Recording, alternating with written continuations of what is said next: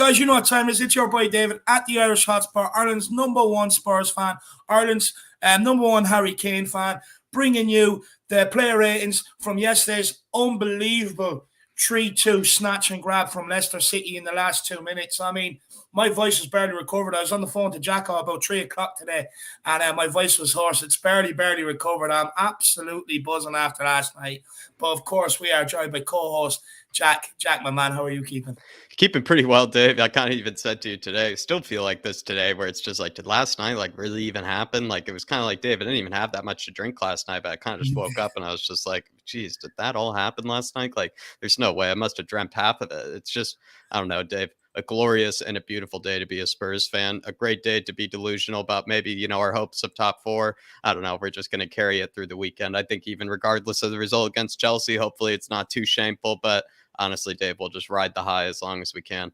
No, 100%. And look, I just encourage Spurs fans, just over the next couple of days, just enjoy this moment. I mean, you might not get many of them, over the season. So I just encourage every Spurs fan, just kind of sit back, enjoy the moment for what it is. But look, as always, let's see what Irish Hotspur Army we have in the building with us. We have Kane, a long shot. Leicester get battered everywhere they go. Absolutely love it, my man. Chris says, big up everyone, guys. Come on, you Flat Cap Army. Come on, you Harris Army. Still buzzing over that crazy comeback. I mean, Jesus Christ, lad. It was nuts. It was absolutely nuts. Pete from the lane says Lucas Moore deserves a 10 just for his celebrations. To be fair, yeah, jumping all over the stewards and everything. He was loving life yesterday. I have to say, Ben Davies, ran straight towards the bench. Even Hugo Laurice even went up for the last goal celebration. Went up with Bergwijn and everything else. And I think. What was it? Hugo Laurice pulling Bergwijn back from the crowd along with Højbjerg to stop him from getting a second yellow because he was ready to jump in. I think, of course, he would have been missing for Chelsea after picking up the yellow card. So credit to Hugo Laurice. But Ben Davies, the madman, he went straight over to the bench and started celebrating with the bench. And I have to say, I also love Reguilon's celebrations on the bench. He was giving it nuts. You got to love it. It was just great to see the whole team smile, celebrate. I mean, it's what life is about. It's what life is about. Big up, Pete, my man. Ben Kaufman says, good evening, everyone. Big up, Ben, my man. I hope you are keeping well, brother. We also have Derek Hutchinson. Good evening, David and Jack. Now, let's go give Chelsea the Blues on Sunday. Come on, you Spurs. Yeah, Derek, I mean, look, we definitely have to give them a case of the Blues. But, look, I mean, there's no reason why we can't go there now. Last night's game was a shift in momentum this season. I firmly believe that. And going forward, I mean, even if we take a point off Chelsea, it's a good point to take. But even if we lose, let's not get too downhearted. We don't do well at Stamford Bridge, notoriously. So let's not get too downhearted because we still have a lot of games in hand and we still have plenty of games that we can win to keep this top 4 battle going. I think that's an important message to send out coming up to this Chelsea game, just not to get too down or too downhearted if we don't get the result. Big up Derek Hutchinson. We have the regular. He says, yeah, the Army, big up the regular. I hope you're keeping well, my man. Big yourself up. Who else have we got? We've got Moondog. Good evening, David and Jack. Big up, Moondog. I hope you're keeping well, my man. We also have Alfie Gosling. Are you going to clip the clip of when we scored the winner? My man, we are working on it.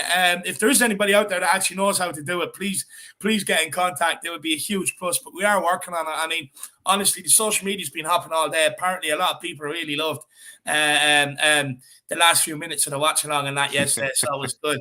But big up, Alfie. We are working on it, my man. Joseph, but he's giving Bergwijn a 10. You got to love that. Look, he probably deserves it. THFC for life. I'm still buzzing, my man. I saw I can't believe it. Adam Clark, evening, everyone. Big up, Adam, my man. I hope you're keeping well. We also have Usazum.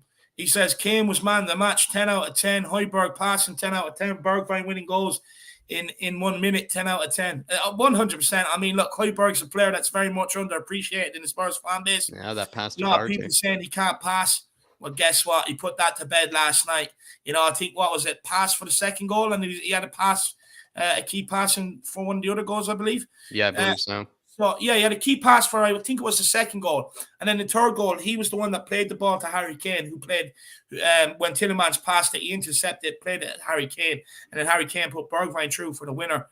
Big yourself up, my man. Kay says, best match I've seen in years. 100%. 100%. So entertaining. I mean, look, coming up to the last couple of minutes, I mean, I was struggling. I was fighting to hold back the tears because I was just so frustrated with it. I mean, we played so well. I didn't know where what to talk about after the game. Well, Yeah. what was that thought? It was just one of them so frustrating evenings. And look, we went and won it. So I mean, I didn't have to worry about that then Well in the said. end. So it was absolutely brilliant. Hustler C says, "Yo, Irish, how are you, bro? It's Hustler C. What you think of the news of us close to getting Diego Carlos?" I don't know, I still don't think the Newcastle saga over with that is over, to be honest with you. I mean, look, I think the fee going is what, 25 million, 30 million or something like that. Mm-hmm. I mean, he put in a transfer request at Sevilla and he does want to leave. So, I mean, if we are looking at centre-backs strongly this window, we know what the price is. Go and put it in and maybe you can get a deal over the line. I'm not sure on this one, Jack. I'm not sure about us maybe signing the guy. It's hard to even say because I feel like he had one really good season where he and Sevilla went to the Europa League final and won the final. He played really well alongside Jules Koundé. But I've also seen some kind of calamitous moments from him, over at Sevilla as well. So he seems prone to a mistake, but he's also good on the ball. He could be good in a back three, very aggressive center back. I mean, maybe 20 million. I mean, it's not a bad bid. I mean, 25 million, still not a bad bid. We sometimes have to realize it's not very much money, Hustler C. So, I mean, that'd be my answer. The key question, Jack, would be, is he better than what we have at the minute? I feel like he would potentially be an improvement on, if you're going to get rid of Joe Rodon or something like that, he would be maybe a good improvement on that. He'd be an improvement maybe on Tanganga, could potentially compete with Sanchez for Sanchez's spot. But I don't know, Dave. I think he has that ball kind of playing ability that maybe a lot of our center backs don't have. And maybe that's what could get him into the squad. Interesting. Well, there you have it, Hustler C, my man. Jerry says, on lunch at work, I had to tune in. Brilliant result yesterday. Even better flat cap army celebrations. Love to see it. Come on, you Spurs. Big up, Jerry, my man. And hopefully you're not working too hard today. You just sit back and enjoy the result. Neil G says, have we recovered yet? I mean, barely, honestly. I barely slept last night, to be honest with you, man.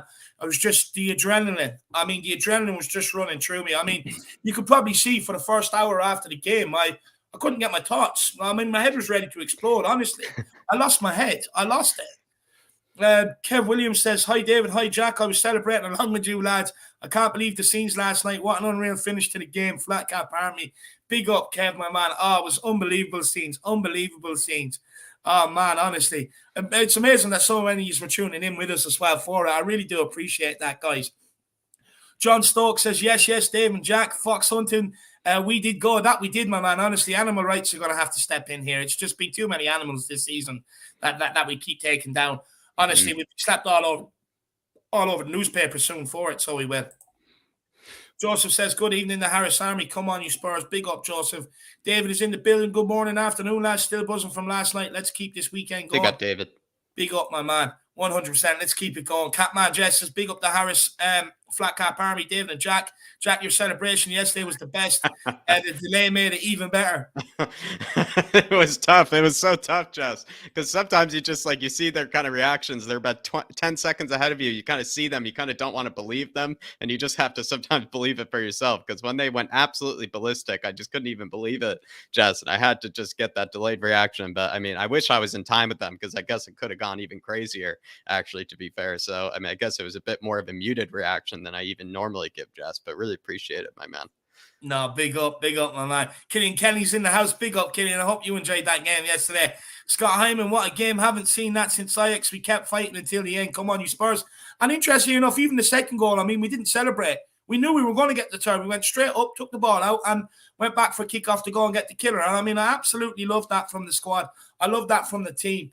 It's Conte's maybe Conte kind of his personality and everything else reflecting on the team now. That never die attitude, never give in, and I absolutely love that. And again, it's I call it the second biggest comeback in history.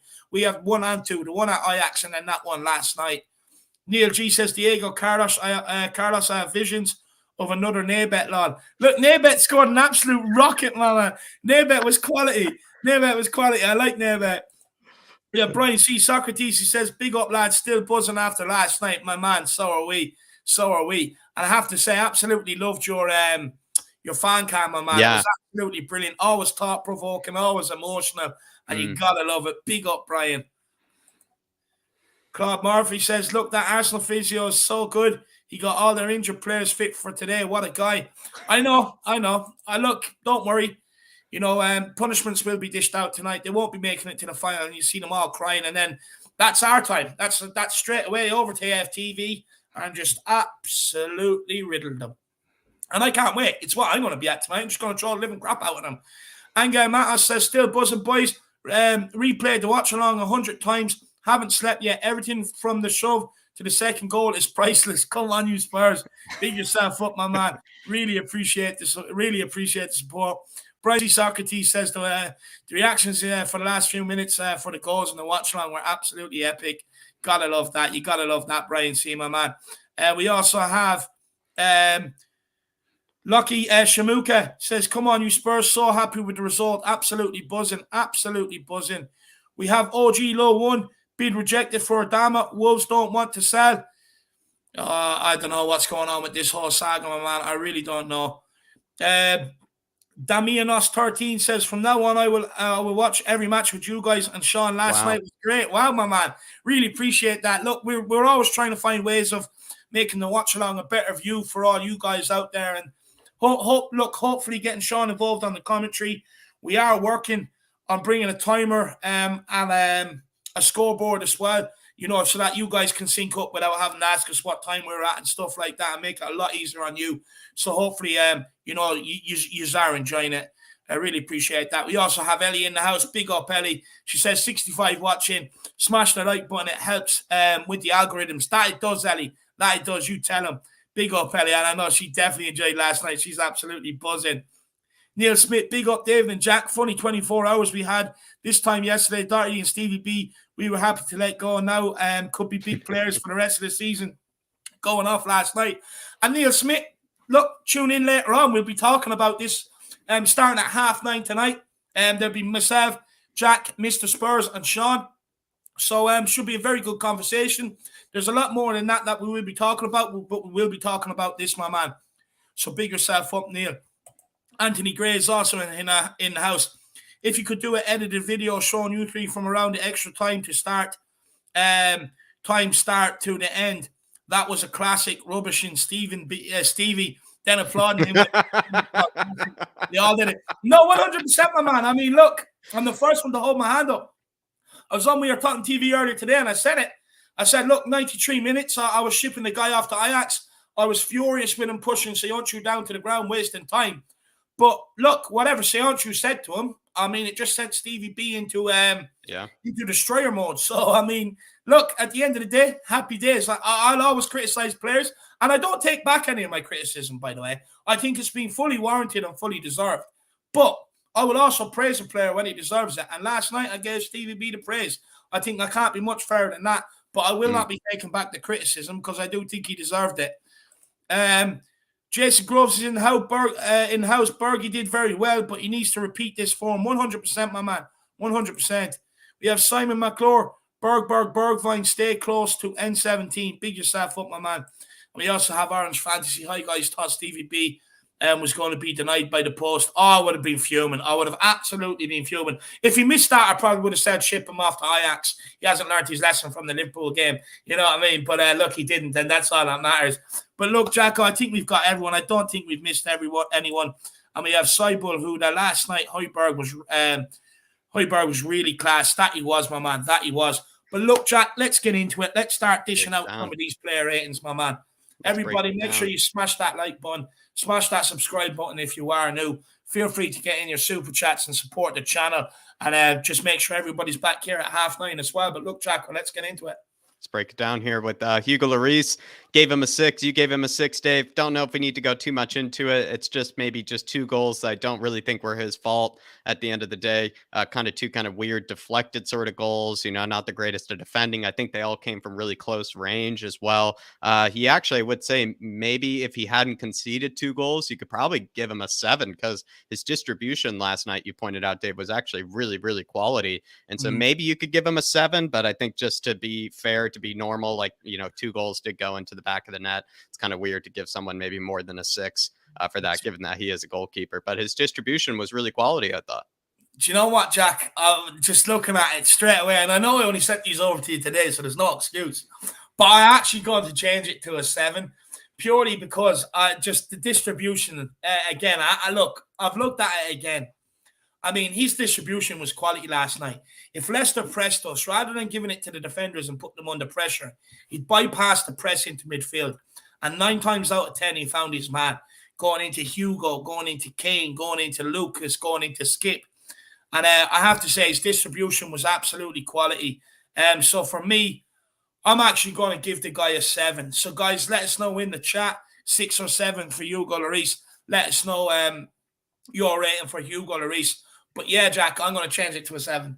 I guess people are saying 7, because not only for, his distribution, but then also for the celebration as well, sprinting the entire length of the pitch as well. So I think that's plenty justified to give him a 7, if not higher. So the Harris Army has convinced me, as well as David there. But we are moving on to Emerson Royale, who played one half of football while Doherty played the other half of football. Emerson, didn't really have any defensive clangers, which just seems to be the consistent case with him. He doesn't really mess up or really do anything wrong defensively, but just time and time again, Dave, we just find him in situations where he probably could do a whole lot better with the ball. He probably could actually create something, maybe pick a player out in the box for an assist, and just didn't really do it. I don't think he really played that terribly, but at the same time, he didn't do anything that really, kind of got me out of my seat either. Do you know what, Jack? I just thought he was pretty much anonymous last night. Yeah, kind of average. Yeah. When Doherty came on, you could see how quiet he really was down that right-hand side. Look, for me, by no means am I giving up on the guy. I still think there's a very good player there. I just think, look, he's void of confidence at the minute. You can see it. Some of the players don't trust him. They were turning away from him rather than giving him the ball. It's tough for him right now. But look, this is the time to stand up and be counted. So I think a 5 is a very fair rating. Especially going forward, he didn't really offer anything, which is what Conte expects from his wing backs. Defensively, didn't really do anything wrong. But because you could really see how ineffectual he was when Doherty came on, I think a 5 is a very fair rating. Yeah, I think it's a fair rating, and I think we can move on from it. Like you said, Dave, we backed the guy, just was quite average, you might say, last night. We move on to Dartinho. He pulled out his Dartinho best last night. I've given him a 7. I probably could give him easily more than that. It just felt like, maybe he was kind of brought in. I don't know, maybe more and more I kind of speak out loud. I probably could say the 8 could make sense. It kind of got, kind of a chested sort of assist to Bergwijn after being absolutely cleaned out in the box. He had some great link-up play with Kane when he was actually cutting inside from the right-hand side. He looked very comfortable on the right-hand side for this one as a right wing back and was actually creating for us. I think there were good moments from Doherty, and then there were some moments where you do kind of scratch your head, which is probably the case with him, but maybe the 7 is being a bit harsh here, Dave, and you've gone for an 8. Do you know what, Jack? The reason why I went for an 8 is because that second goal doesn't happen without him following that ball in, making a nuisance of himself. Correct. That fell to Bergwijn. But not only that, I mean, look, this is a guy that, me included, probably the biggest one out there, but I want him gone. Or wanted him gone, shall I say. Maybe might be changing that a little. Maybe he might be able to help us until the end of the season. But I wanted the guy gone. I mean, he's been constantly in the press, in the papers, fans constantly talking about the guy. He still went out there, especially off the back of 2 poor performances playing at left wing back. He went out there last night, Jack, and do you know what I was very impressed with? Look, with Matt Doherty, time and time again, and look, I'm a specialist on this guy because I have to watch him on international duty as well. You can't escape him. Usually what he does is he does the same move every time. He passes it inside, but he doesn't take care of his passes and usually gives it away. But what he did do last night, Jack, he was passing it inside, finding his man. But rather than just putting his head down and bombing on the outside like he usually does, he actually went in to try and do 1-2s, receive the ball. And when I watched the game back, when he came on, he was actually involved in some of our best attacking play through that whole second half. Yeah. And for me, I can't believe I'm saying this, but I actually think he warranted an 8, to be honest with you, last night. Yeah. I actually thought he was very good. No, and he did exactly what I spoke about, on Stats with Jack, Dave, where he made intelligent runs, from that wingback position. He didn't make the obvious runs. He didn't make the runs that, like you said, you just put your head down and run. I think you're actually spot on with that. He did exactly what we wanted our wingbacks to do, especially if it's a 3-5-2. You need those wingbacks making very intelligent sort of movement as well as very intelligent runs beyond the strikers, beyond the forwards. And he exactly did that. So maybe that does warrant an 8. Seems like a lot of people have mostly gone for 7s and 8s. A bit divided on this one. So I think that is a bit interesting. I could actually see maybe. I think 7 is what people is winning here.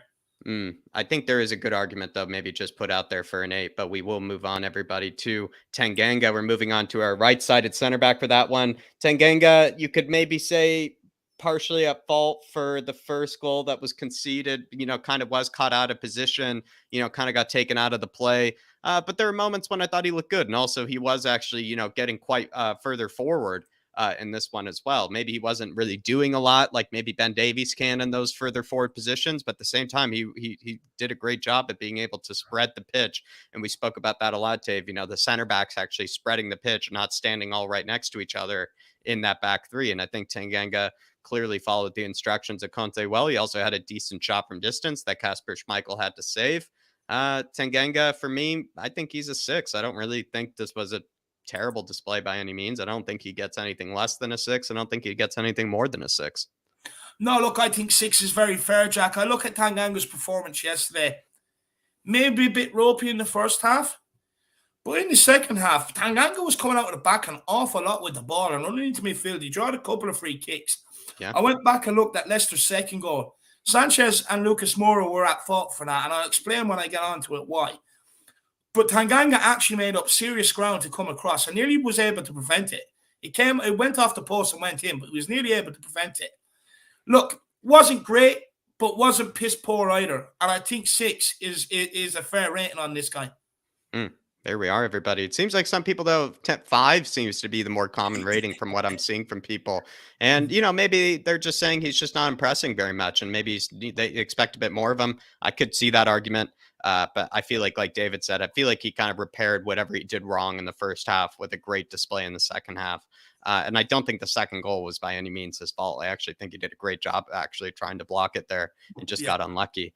Ellie Kakaratis in here with a big one, and she says, I give my beloved Højbjerg no less than a 10. Deka is 10 in Greek. 10 is T or tie in Danish. So I believe it's 10 overall, lads. Yeah, everything, DS, Sein auf Deutsch, everything. It gets every 10 across the languages, Ellie. I thought Højbjerg, yet again, like the Chelsea match. I know maybe the Chelsea match isn't a great indicator of who really played well, because no one really played well. I thought he was the best of our midfielders in that Chelsea second leg. And then in this most recent match, I would probably say he was probably one of the best of our 3 midfielders as well again. So we are seeing, Ellie, I think, a Højbjerg that maybe is recovering a bit of that pretty horrible form, I must say, at one stage. And that does pain you and I to think about Ellie when he isn't playing at his best, because we all know what Højbjerg is capable of. Højbjerginho, Højbjergchenko, just one of the best in the business, I must say, Ellie. But I mean, Dave, what are your thoughts? I mean, we will go on to Højbjerg later, but worthy of a Deka? No, 100%. And look, Ellie loves Højbjerg that much. She'll be fluent Danish by the time we get over there for the game against West Ham, Jack. You got to absolutely love it. But look, Jack, I mean, this is the home of Højbjerg. We've never, ever given up on him. And we got our awards last night with his performance. I thought he was, look, we will get onto it, but I thought he was our best midfielder last night. And I'm going to explain why when we do get onto it. But look, I absolutely love Ellie's enthusiasm for Højbjerg. And I know why she likes him. It's because he's old school. He gets stuck in. He'll crutch players. He'll berate players. And that's what we need. That's what every team needs, a player like him. Every single team needs a player like him. And I think that's what Ellie loves about him. So, Ellie, it's a big 10 for me. He's also, one of our few shithousers in the entire club as well, which is also, you do need a crucial position. Sanchez here, but big up, Ellie. Really appreciate the big one as well. Really appreciate everything. Sanchez here with a 6.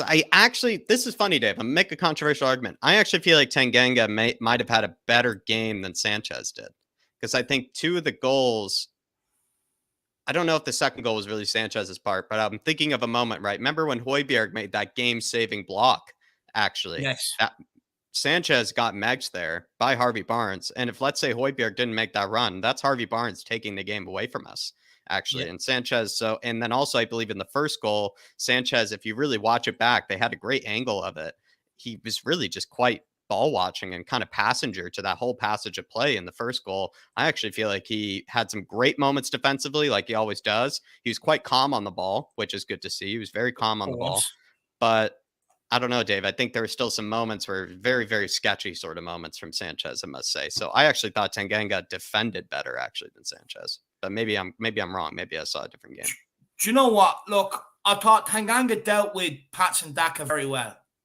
But once he got the yellow card, you could see maybe trouble was on the horizon because he couldn't fly in like he was doing on Patson Daka. And for me, I just think Leicester's second goal, from what I've seen, look, Lucas Moura, we'll get on to it. He was lazy against Chowdhury. If you go back and watch the second goal, Sanchez stepped up out of position, right? Which what happened then was Leicester passed it there and passed it back inside and ran in through that hole that they scored from, where Sanchez was supposed to be occupying.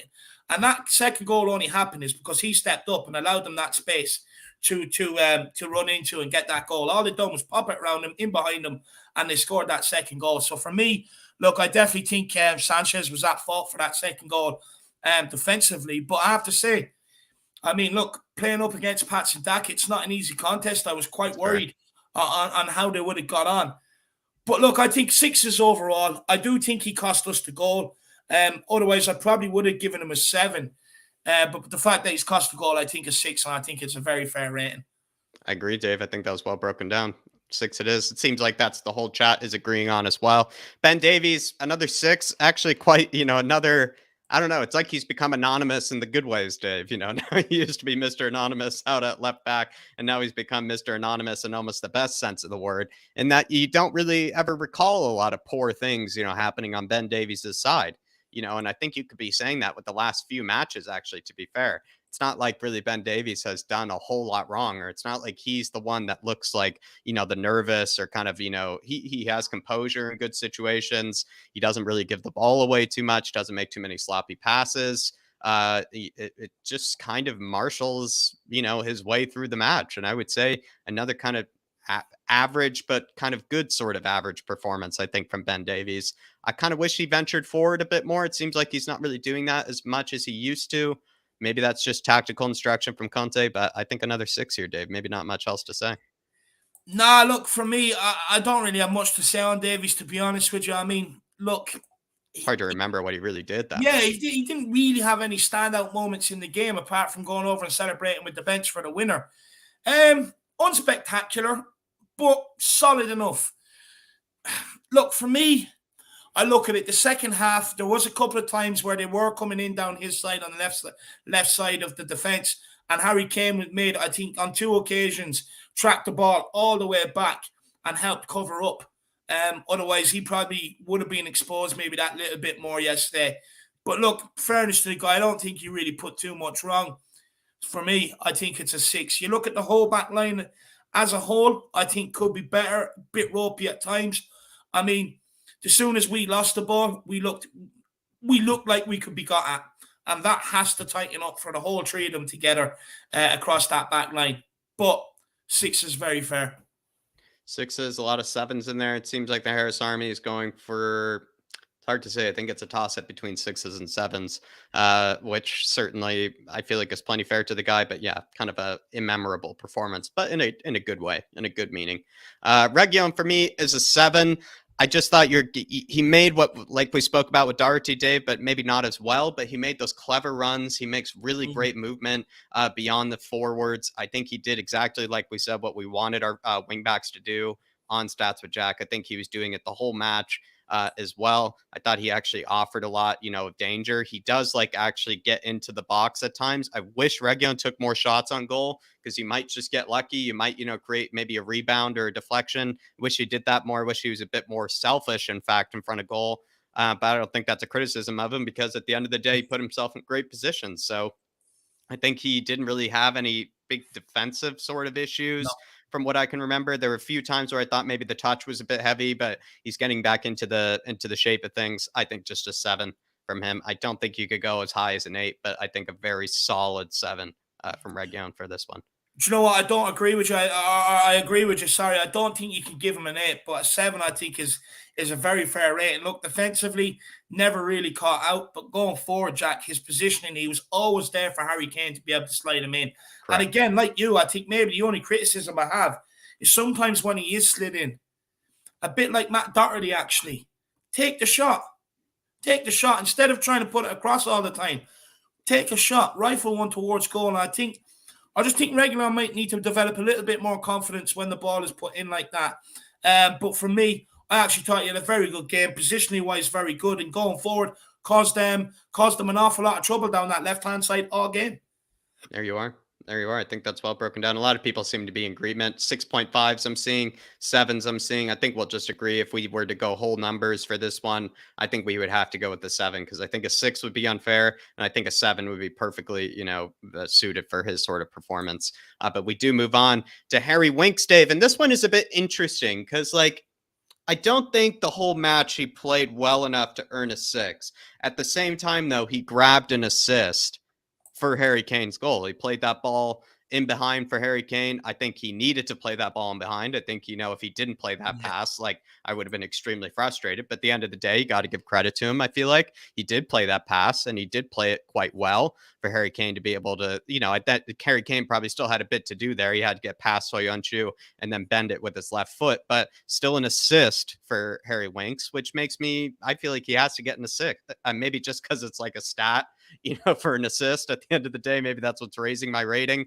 But I think he gets a 6 and he maybe gets away with one here because I don't think he really played particularly well. But I think him grabbing that 6 or grabbing that assist gets him maybe a 6 and maybe, kind of gives him a free pass, maybe for pretty really average performance, I must say. Yeah, do you know what, Jack? I mean, he wasn't really standout performance yet yesterday. I think he was pretty average, like you said. But what he did do is he allowed Skip and Højbjerg to press further up the field. And I think that's the biggest credit we can give Harry Winks from yesterday's game. He sits there and allows Højbjerg and Skip to be able to push up behind the front men and really put a press on.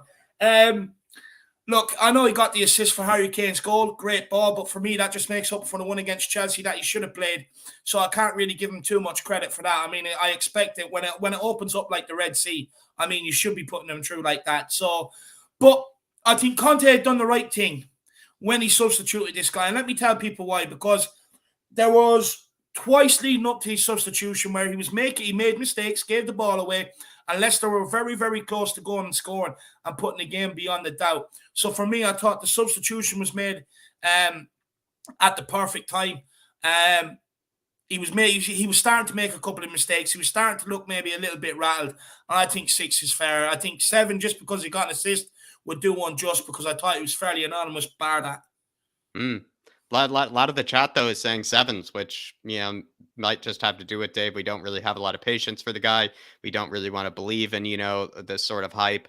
But he is maybe putting in better displays. I'll be honest, than we ever thought he has been ever capable of. So I don't know. Maybe the chat's gone for 7s here, Dave. So I feel like they might win this one. They've gone for 7s. But we will move on to Pierre-Emile Højbjerg. And Pierre-Emile Højbjerg, Ellie might honestly need to probably put me in timeout for this one. You know what, Jack? When I seen these ratings in midfield, I've gone pretty harsh, I would say. I'm trying to be like a computer. I'm trying to be like a computer for these ones where I try to take my bias out, and I know my bias falls so heavily on Højbjerg. My bias falls so heavily on players like Højbjerg, like Emerson, and other players across the pitch sometimes, and as well as Skip. And so sometimes I just feel like I need to take out some of my bias, and I feel like he gets a 7, but I don't think you could go any lower than a 7. I think it is an 8. It could be an 8.5. Let's see, Dave. He played that pass in behind for Doherty as well. I think he only took one touch and then played that pass. It's not like he was really, dwelling on the ball. He knew he needed to make that pass, played it perfectly to Doherty, and actually glad Doherty did something well with it. But won balls back in the midfield, was actually probably the furthest going forward at times, which I think is unbelievable. Sometimes people don't realize that Højbjerg is the one, when it is Skip and him played together, Højbjerg is the one that ventures further forward. And I think that's for a reason. I think because he has the engine to be able to do it, but it's also because he is technically, of our midfielders, the best going forward of those 3. He actually just is. And also had a really good shot on goal, Dave, that actually was saved off of the line. probably could have gotten a goal. I'm actually starting to convince myself I want to give him an 8. But for some reason, when I was making these, Dave, I gave him a 7. But I think maybe I'm just being shown here. An 8 is probably the least you could give him, maybe. Look, first of all, over the last few months, and my thoughts on this guy has never, ever wavered. People have been questioning, he can't pass the ball, he can't pass. Well, I'm sorry, you go back and look at that game last night, the guy can pass a football. He played loads of balls in over the top. He intercepted the ball for the third goal to play to Harry Kane, who played Bergwijn. He's the one that played the ball for the second goal. And if you go back and look at the first half, the reason why Leicester were struggling to get out is because what they want to do is pass it around the back and then pass it into Tielemans, and then from there go forward. But Tielemans couldn't get a hold of the ball because every time they were ready to pass it to him, Højbjerg was straight up his hole. Højbjerg dispossessed him a number of times in the first half. Don't get me wrong. He had 1 or 2 straight passes, but that's going to happen. When you're asking a player to be able to pass a football with advanced passing, you're always going to have 1 or 2 straight passes. But I thought Højbjerg last night was absolutely exceptional.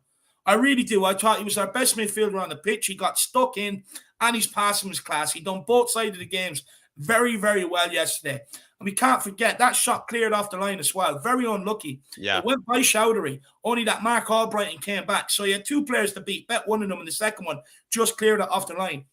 And if that would have went in yesterday, people would have been giving this guy a 9 or a 10. So for me, I think an 8 is a very, very fair rate, and I thought he done both sides of the game excellently well yesterday, and he's proved a lot of his doubters wrong. Never ever question, can the guy pass the ball again, because he just go out and do what he done yesterday. No, I mean, he was just pinging them around. Easily the best passer of the ball, easily our best midfielder going forward. Also, as well, Dave, I think I just forgot, I think you cannot give him, I have to apologize to Højbjerg. Probably going to have to pray for a few nights, to the Højbjerg Danish gods in order to apologize to him, Dave, because, I mean, he also made that game-saving tackle after Sanchez got beat as well. So he was all up and down the pitch, Dave, up and down the pitch, every which way, and wasn't even the one that was supposed to be furthest back there. He just made that inclination to run back there to help out Sanchez, and he made a game-saving block. So I think the 8s, the 9s, I think are fully justified. If he had scored, like you said, easily a 9. I think easily a 9 if he had scored. No, 100%, 100%. Look, just lay off this guy. He's going to prove everybody wrong. You need a player like him in the team, a player with his mentality, like I've said before. And the squad love him. The squad absolutely love him. People in that team love him. So you need to learn to love him out there. That's what I say. But Paul Markey says, who was the first player went to Højbjerg's? It says it.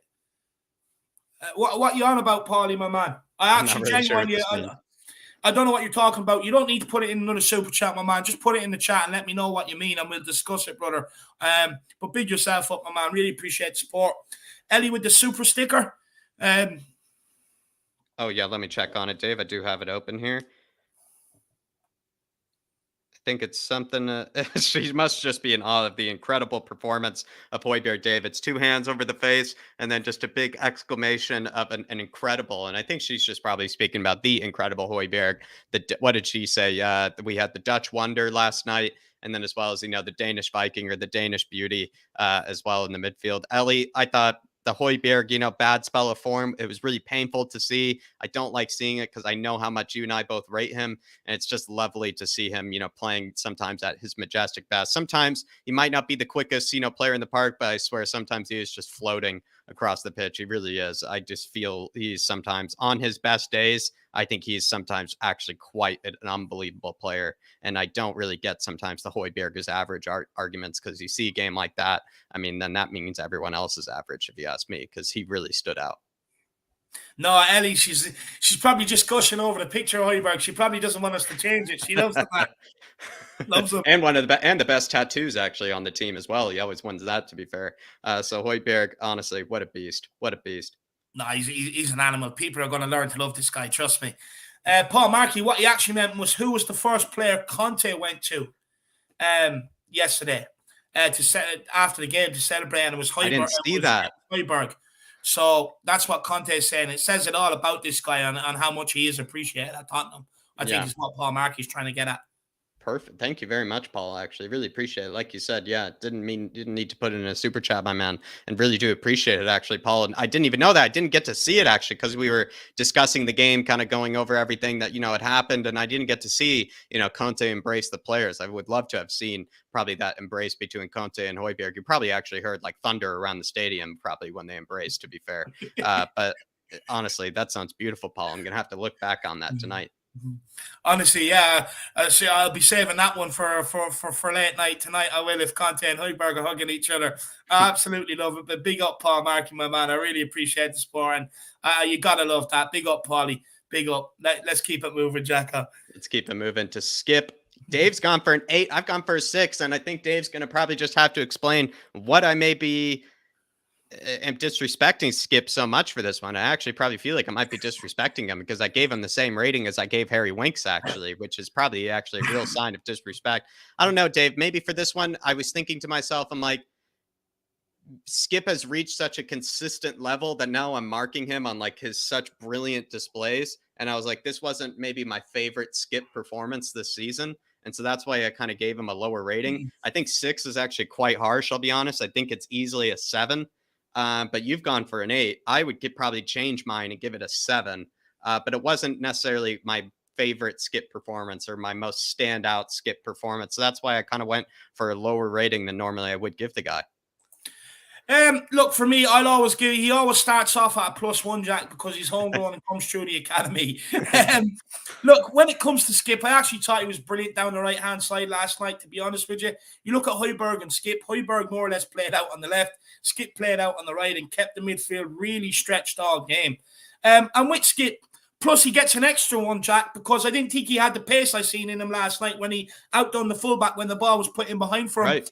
And for me, I actually thought he was at the heart of a lot of good teams yesterday. Going forward, he's passing, winning the football. Maybe an 8 is a bit excessive. But like I said, he starts off at +1 because he's homegrown. I fucking love the kid. And I predicted he'd be in the England team by the end of the season, which he will be. So he always starts off at +1. So realistically, a 7, but because he's homegrown, 8. Yeah, I think it has to be a 7 at least. I think it has to be a 7 at least. I stand corrected on that one. Seems like everybody's gone for 7s, and it seems like 8, though, is also spot on for some people as well. But we will move on here. We've gone to Gio Lo Celso because he was, I believe, the first substitution after Doherty. Doherty was subbed on for Emerson, who we rated earlier, if you want to go back and check Doherty's rating. But this is Gio. The second substitution wasn't actually coming on after Bergwijn. He came on quite before Bergwijn did. And honestly, Dave, quite anonymous and so anonymous, and honestly didn't do anything that I can recall. I actually feel like he probably drops a rating. You think he would just get a 6 because he wasn't really on the pitch very much. But there was actually a few moments when I just thought, like, geez, Gio needs to get into the game here.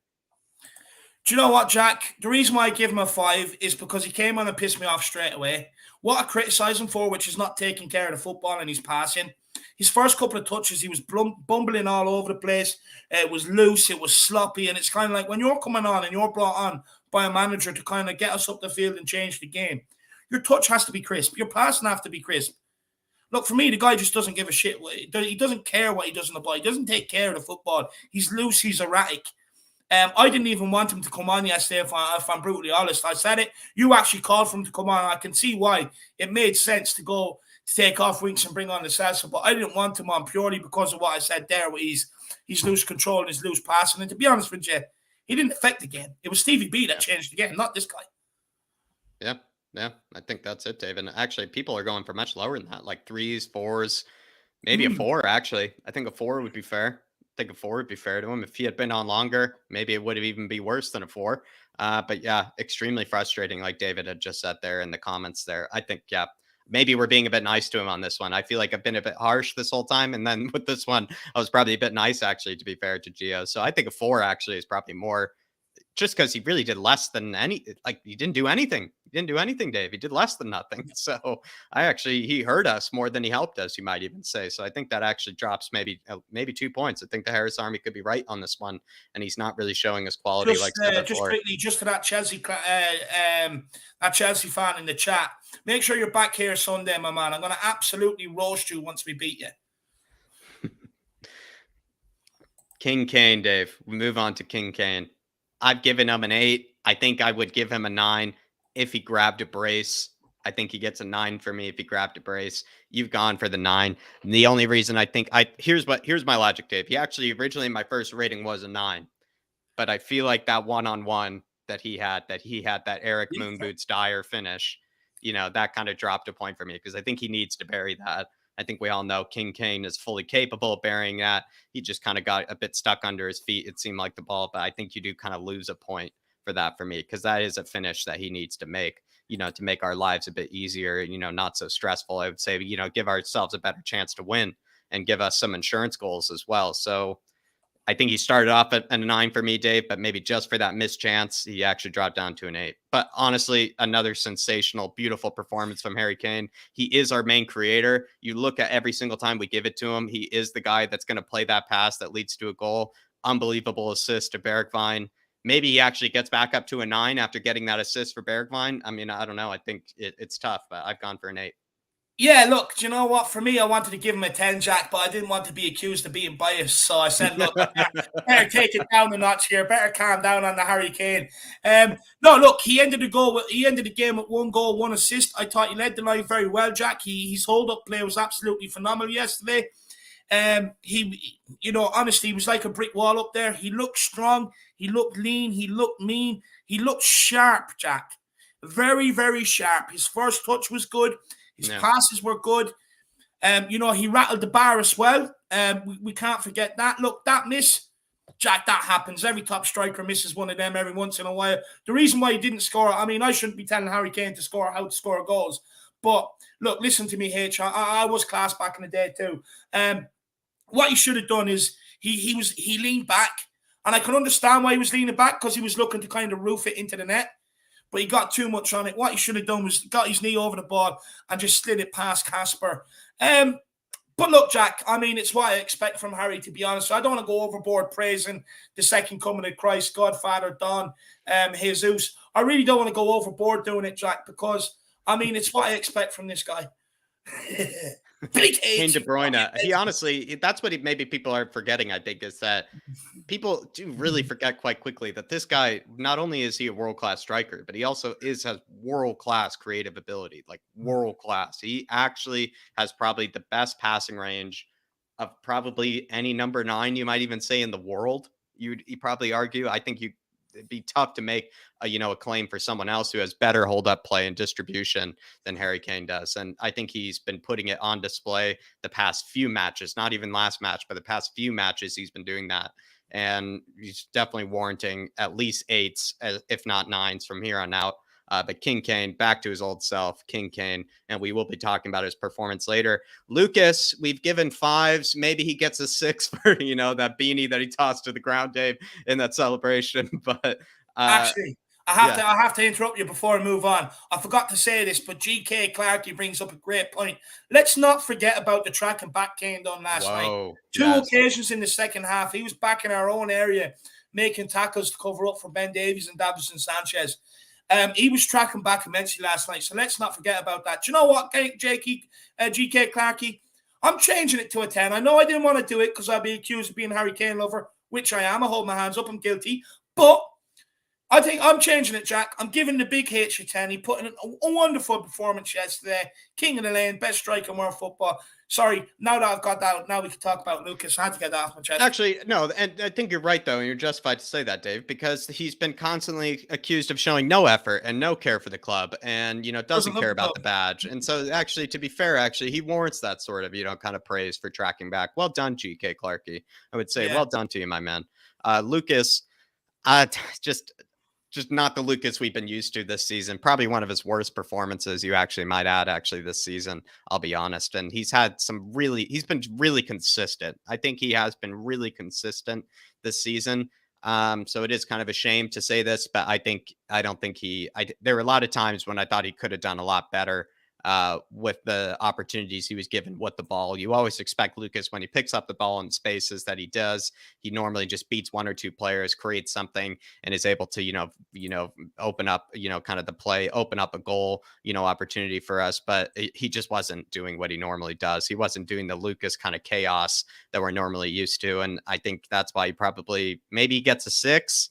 But I don't know if he really did too many things. I don't know, Dave. It's just that thing where you just get used to somebody's best self. And I think we've been seeing the best of Lucas this season, and this just wasn't it. I feel like this just wasn't a great performance from him. But he did slide through that, miss Harry Kane chance I was talking about. That was a pass from Lucas. So I guess like had maybe Harry Kane finished that, Lucas gets an assist.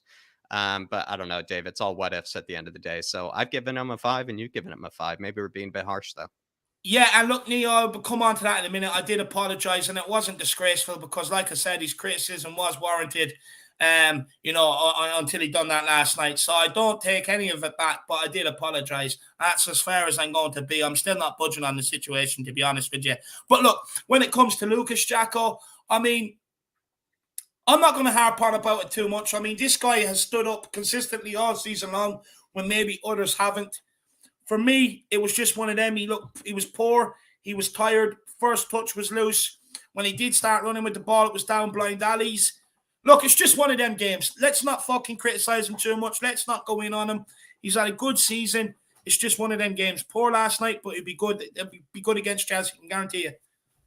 There you are. And then last but not least, Bergwijn probably gets the 10, especially with the impact he made in such short space of time. But he's been given 9s. Dave, I think you kind of have to give him a 10, considering you gave Harry Kane a 10, because Bergwijn probably is going to win the man of the match for this one. He is my man of the match with the highest rating of a 9. I think you can easily go for the 10 with what he absolutely did. But Dave, I mean, Bergwijn, I don't know what else there much is to say except had an unbelievable 5 minutes of play. You must say, unbelievable. I mean, he showed his pace. He showed his composure to be able to put the ball away. Had a good finish where he almost smacked it into Doherty's face into the back of the net as well. He was in the right place at the right time, 2 separate moments, and just showed his class. And I don't know what else to say. I mean, congratulations to Steven Bergwijn. Unbelievable moments. Ajax sort of moment. He's honestly kind of up there with kind of Lucas and just, basically just getting us back into the game, winning us the game as well. He's had certainly, if this were a swan song, Dave, if he were to leave, this would be probably the best swan song ever played, I would say, for a player leaving. Honestly, it'd be some signing off. That's for sure. I don't see us selling him. Look, we've all listened to Conte's quotes on him twice already. While he was out injured, and both times he said, "Look, I have plans for this guy. He's an important part."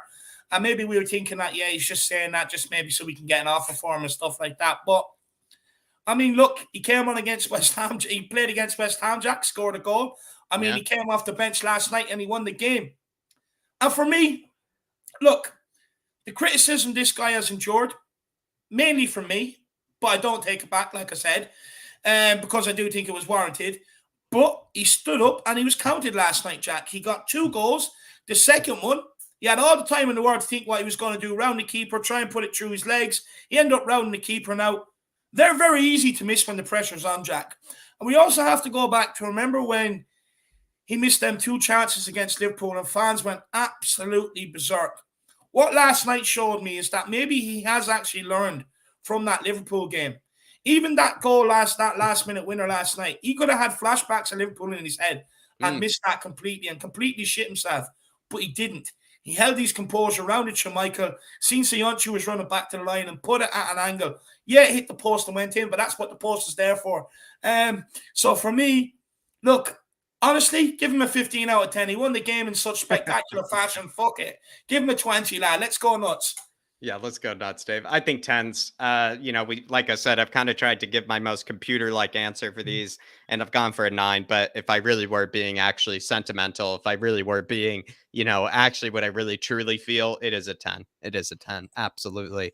But honestly, Dave, that is the end of the player ratings there. I do believe there's really nothing else really to be said, I think, on this match, because we will be discussing it later over at 9:30. We just wanted to give you guys the player ratings, and hopefully you enjoyed them. I do like doing these with Dave. It's a nice way to sometimes recap the match and talk about the moments, for each player. It's just a great way for us, I think, even for our own kind of sake and for our own heads. But I will get to Ellie's super chat here, but really appreciate everybody for joining us for this watch along. It is Ellie actually going for a fist bump here, Dave, actually, as well, to the Harris Army as well. Brilliant. Honestly, I like Ellie's actually creativity with the super stickers as well. She picks ones I haven't seen before. But that is all, actually, Dave, when it comes to the player ratings. No, 100%. Look, that is it, guys. Thank you very much for tuning in with the player ratings. A nice short one here now. I will be on Matty Hayes' channel from 7. And then, guys, we'll be back here at 9:30 with Mr. Spurs and Sean, myself, and Jack. Sure to be a wonderful conversation on all teams Tottenham Hotspur. A good mix of different teams in there, talking points and stuff like that. Hopefully, we'll all see you back here. Make sure you smash that like button. Make sure you smash that subscribe button as well if you are new. A massive thank you to everybody for tuning in. A massive thank you to everybody who's chipped in with the super chats. Really, really do appreciate the support. You have no idea how much it helps. And most importantly, get over to the flatcapeurotalk and make sure you smash that subscribe button. I mean, Jack puts incredible work here, puts incredible work on the flatcapeurotalk and every other channel he's asked to go on as well. This guy truly deserves it. Let's get the flat cap to 1,000. But Jackal, maybe do you want to give it a quick plug before we end off? Yeah, everybody, it seems like, the Diego Carlos rumors are, becoming hotter and hotter according to Spurs fans. So I will take a look at him where I will break down maybe what Diego Carlos could offer to Spurs. I've already kind of broken down the Adama Traore signing that could potentially happen. I've broken down that Bruno Guimaraes guy and why I feel like we should be absolutely terrified if he were to go to Arsenal. I broke down everything from Dusan Vlahovic to Papa Matasar to basically every sort of player that we have been linked with / players that I think we should be linked with. So if all that sounds really interesting to you, to have an explanation on who those players are and what they could bring to Spurs, feel free to head on over to Flat Cap Euro Talk, please. No, 100%. And John Stokes, make sure you tune in at 9:30, my man. We'll be talking about that 100%. And Chris Black says you're going to have your Ben and Jerry's with that humble pie. Bergwijn, my boy. No, look, first of all, I actually don't like humble pie. I prefer apple, my man. So I probably have a bit of vanilla with that, if I'm honest. Maybe a bit of custard too. But Chris, look, I mean, we're all jacking off to it now. I'm not going to stop people celebrating. I'm going to celebrate. But I don't want people coming back to me in 6 months' time saying you were correct again. I don't want it. Look, I'm not going to piss on his parade. I actually hope now, between now and the end of the season, he can become a crucial player for Tottenham. I mean, it is why we bought him. But we cannot deny what he has done up until last night has not been good enough. Let's not forget that. I mean, look, I get it. We're all loving the goals. We're loving him winning the game. But let's not forget what he has done over the last 18 months that led up to today. Let's not just brush that under the carpet. Let's keep that in our minds, because he may have scored 2 last night, but he might go crap for another 6 months. But I'm not going to sit here and say I told you so. You know what I mean? So, look, yeah, I don't like humble pie. Probably prefer apple. So, look, maybe you can send me one of them in the post. That'd be nice. But that will be all for now, guys. Honestly, smash that like button. Smash that subscribe button. Get your comments in with your player ratings underneath. Let us know whether you think we were harsh or too nice. And, of course, we'll see you back here at 9:30. As always, come on, you Spurs. In Conte we trust. In Conte we trust. Levy, shake the wallet. Yeah, open it, you baldy fucker. Everywhere we go.